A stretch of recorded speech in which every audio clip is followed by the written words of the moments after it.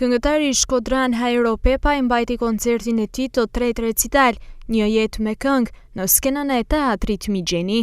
Gjatë mbrëmjes, ai interpretoi pjesë nga repertori i tij muzikor, ndërsa në aktivitet morën pjesë edhe artistë të tjerë të fushës së këngës dhe humorit. Në kuadër të kësaj veprimtarie, këngëtari u nderua me titullin Mirënjohje nga Këshilli i Qarkut në vlerësim të kontributit të tij në art.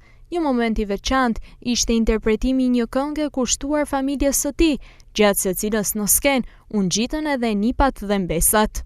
Emocionet në të tilla koncerte nuk mundesh mendo se prej ka vjen emocioni, sepse emocionet janë shumë, dhe janë edhe prej këngës, edhe prej asaj që duhet interpretuar, si po shkojnë, sepse është një ndërmarrje pak a shumë e madhe për me bën një recital, por gjithsesi ishte shumë emocion edhe vlerësimi nga Qarku i Shkodrës, nga Këshilli i Qarkut, gjithashtu edhe nga lidhja shkrimtarëve të Malësisë Madhe, emocion i veçantë për kur në skenë erdhën nipat edhe mesat, ishte diçka që për momentin gati e humba.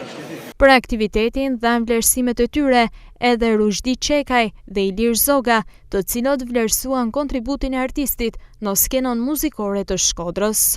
Janë artistat si Hajro, që sante na dhurej një këtë gëzim i këtë shëret që do të mahet në mend. Kjo është Hajro Pepa.